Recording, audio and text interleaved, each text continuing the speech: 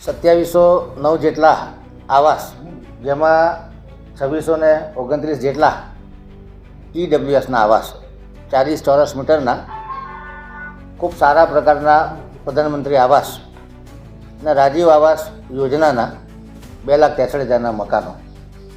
આ 2629 મકાનો EWSના છે, જેની કિંમત નાગરિકે કે લાભાર્થીએ 5.5 લાખ રૂપિયા ચૂકવવાની થાય છે. આ 2709 મકાનનો કોમ્પ્યુટરાઇઝ ડ્રો 11 ડિસેમ્બરે દીનદયાલ ઉપાધ્યાય ઓડિટોરિયમ ખાતે કરવામાં આવ્યો. તમામ પ્રકારના આક્ષેપો અને કન્ફ્યુઝન થઈ રહ્યા છે કે આ ડ્રો કર્યો અને લોકોના મકાન રેડી નથી. પરંતુ હું સ્પષ્ટતા કરવા માગીશ કે ડ્રો એ આ સ્કીમનો પ્રાથમિક ભાગ છે. એક આવા સ્કીમ હોય અને માનો એમાં 100 મકાન બનતા હોય અને 500 લોકોએ એપ્લાય કર્યું, તો ડ્રો કરી અને કયા 100 લોકોને મકાન લાગ્યું એ માટેનું પ્રાથમિક પ્રોસેસ છે.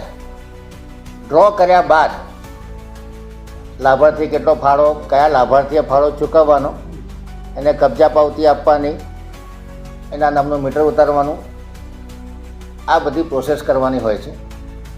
દરેક મકાન EWSનું મકાનને 5.5 લાખ રૂપિયા લાભાર્થીએ ચૂકવવાના હોય. 1.5 લાખ રૂપિયા ગવર્મેન્ટ ઓફ ઇન્ડિયાનો ફાળો આવે, 1.5 લાખ રૂપિયા ગવર્મેન્ટ ઓફ ગુજરાતનો ફાળો આવે.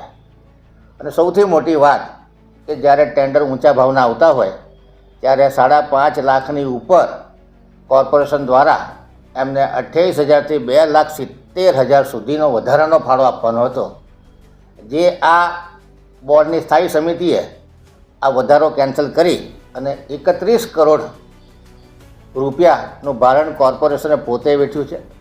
ખૂબ પ્રજાલક્ષી નિર્ણય હતો કે કોઈ પણ ગરીબ હોય, નો મિડલ ક્લાસ હોય, આ લોકો જ્યારે મકાન ખરીદતા હોય, ભલે ટેન્ડર ઊંચું આવે, ભલે અમારી કન્સ્ટ્રક્શન કોસ્ટ ઊંચી હોય, પરંતુ એમને કોઈ પણ પ્રકારનો વધારાનો ફાળો ન આપવો પડે એ પ્રમાણેનો નિર્ણય લીધો છે. ટોટલ 245 કરોડની સ્કીમ, એમાં 180 કરોડ રૂપિયા જેટલું જે લાભાર્થીઓ ફાળો આપવાનો છે. મેં કીધું એ પ્રમાણે રાજીવ આવાસ યોજનાના 2,63,000 અને EWSના આવાસના 5,50,000, જેમાંથી 22 કરોડ જેટલો ફાળો લાભાર્થીઓ આપી ચૂક્યા છે. હજુ 158 કરોડ રૂપિયા લાભાર્થીઓ પાસે લેવાના છે, જે કેન્દ્ર સરકાર અને રાજ્ય સરકારમાંથી 106 કરોડ રૂપિયાનો ફાળો હતો, જેની સામે 50 કરોડ જેટલો ફાળો આવી ગયો છે અને 50 કરોડ જેટલો ફાળો બાકી છે.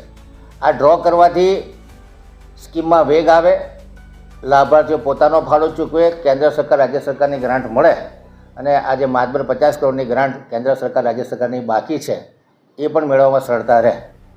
આ લોકાર્પણનો કાર્યક્રમ નહોતો, આ લાભાર્થીઓને સિલેક્ટ કરવાનો કાર્યક્રમ હતો કે કોઈ સ્કીમમાં જેટલા મકાનો અવેલેબલ છે એના કરતાં વધુ લાભાર્થીઓએ એપ્લાય કર્યું હોય તો જેનું નસીબ હોય એનો નંબર લાગે એ પ્રમાણે ડ્રો કરી અને આ લાભાર્થીઓને એનરોલ કરવામાં આવ્યા છે.